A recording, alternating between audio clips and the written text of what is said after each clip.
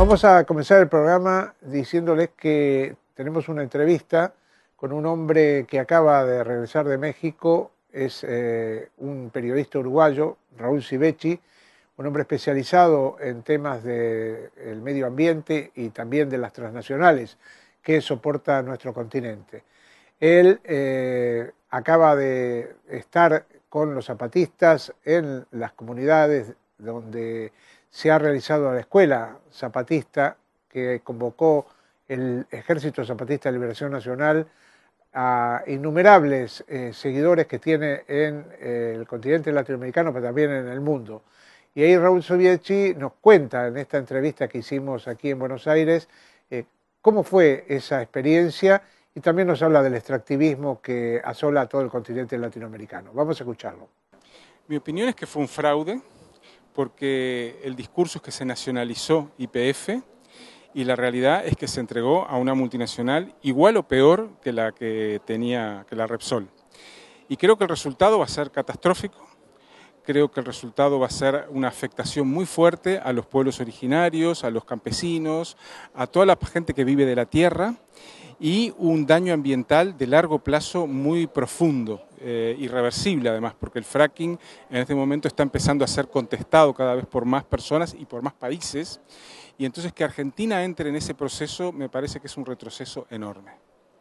Hay un tema con 3 cláusulas que se está conociendo ahora. ¿Cuáles son esas cláusulas? Una de ellas es que YPF pone $100 millones en una cuenta como para cubrirla a Chevron por las ganancias que pueda tener en su momento. Y otra de las cláusulas es que cualquier tema que haya que jugarlo, hay que jugarlo fuera del país. Claro.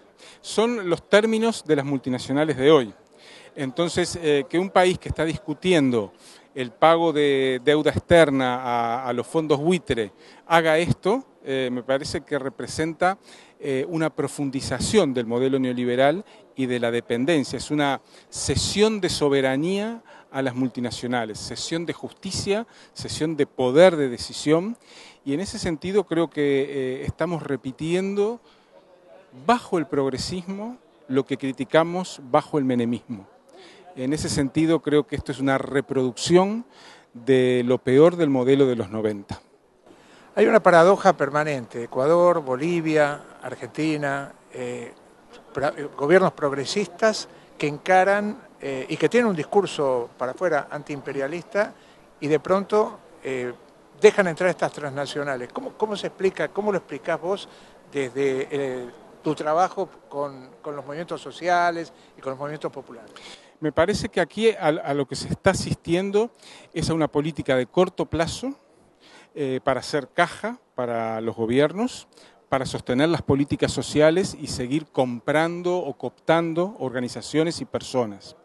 En ese sentido, creo que a corto plazo puede ser que el gobierno tenga un éxito, pero a mediano y largo plazo se mete en un pozo del cual va a ser muy difícil salir.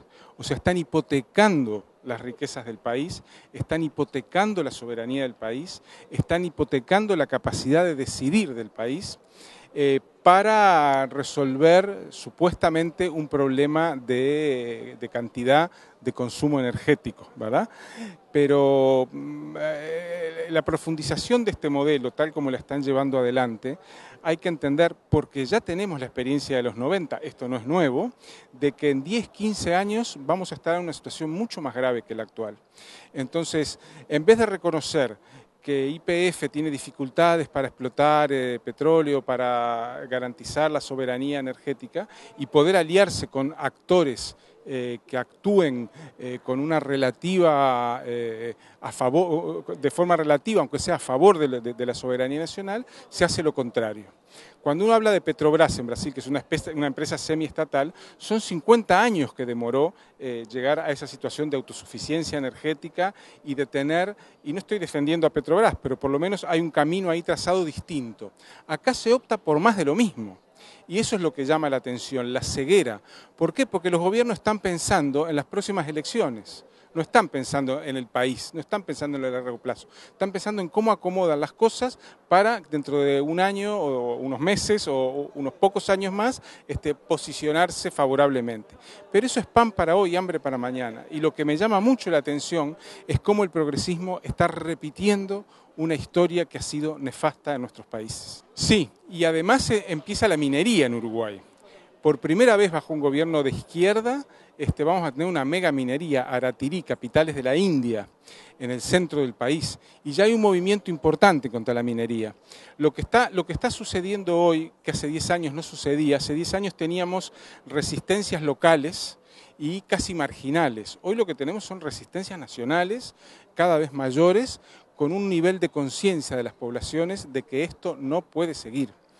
Y entonces tienen que entender los gobiernos que se están metiendo en una situación que se les va a volver en contra.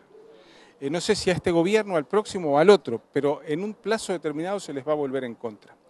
Y bueno, y es un llamado a que los movimientos sobre todo intensifiquen su actividad, que es lo único que puede frenar estos proyectos. En Uruguay, la megaminería, que ya se aprobó, tiene media sanción la ley la nueva ley de minería, con un canon bajísimo, con un retorno al Estado muy bajo y con unas riquezas, con una cantidad de dinero que acumulan las empresas multinacionales que en menos de un año amortizan la inversión. Bueno, fue una experiencia maravillosa porque no fue escuchar a los comandantes, a Marcos o a Tacho o a Moisés en sus discursos, sino fue convivir durante una semana con las comunidades, con personas, con pasamontañas, sin nombre y sin apellido o con nombres comunes, convivir con la gente común sus proyectos de vida. Y eso fue una experiencia muy enriquecedora que me permitió, yo que me creo seguidor y que sabedor del zapatismo, descubrir cosas nuevas, como por ejemplo la autonomía económica que están adquiriendo las comunidades y los municipios y los caracoles, la fortaleza de su proyecto estratégico de crear un mundo nuevo, con sus emprendimientos productivos, con sus escuelas, con sus clínicas de salud, con sus hospitales, donde ya practican cirugías, ¿verdad?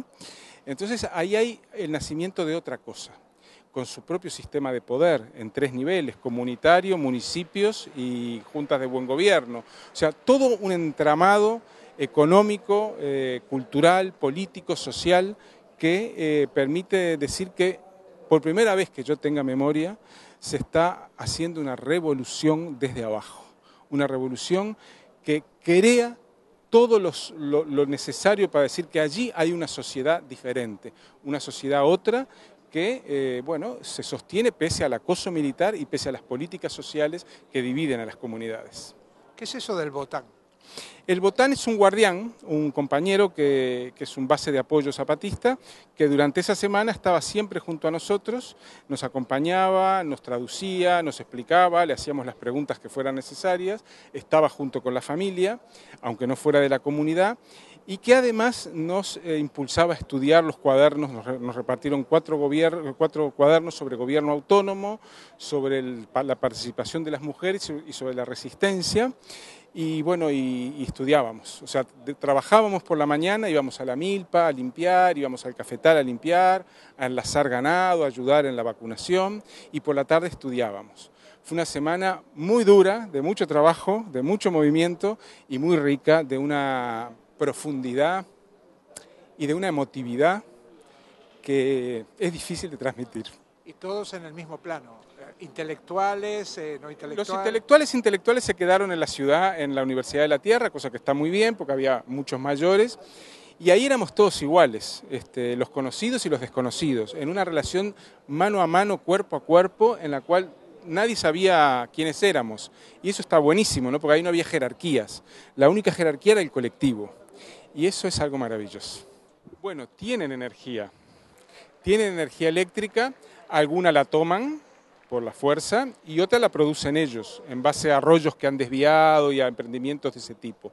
Por supuesto hay una utilización de baja intensidad de la energía, es simplemente para iluminarte, pero cuidado que las comunidades tienen camiones, los caracoles tienen clínicas, tienen camiones, tienen hospitales, o sea, están construyendo una cantidad de cosas impresionantes, tienen mucho ganado, tienen mucho cultivo, O sea, tienen una economía poderosa, o sea, una economía poderosa a nivel de lo que es una comunidad indígena, ¿verdad?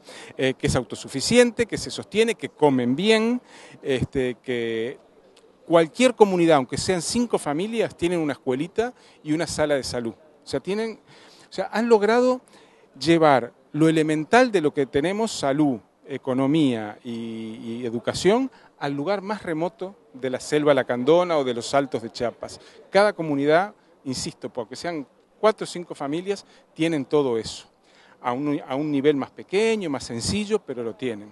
Y por ejemplo, en el terreno de la salud están haciendo un trabajo muy importante con plantas medicinales. Cada puestito de salud, por más precario que sea, tiene una huesera, que es fundamental para esto de acomodarte el cuerpo, una partera, porque los partos se realizan ahí, una especialista o un especialista en plantas medicinales, con los cuales elaboran pomadas, jarabes y otros productos, y después tienen la parte de medicinas occidentales o medicinas de la industria farmacéutica que las compran con el excedente de producción que tienen. O sea, tienen lo básico, tienen lo fundamental, y su nivel de salud ha mejorado, los chicos ya son mucho más altos que los padres, o sea, la alimentación está en otro lugar.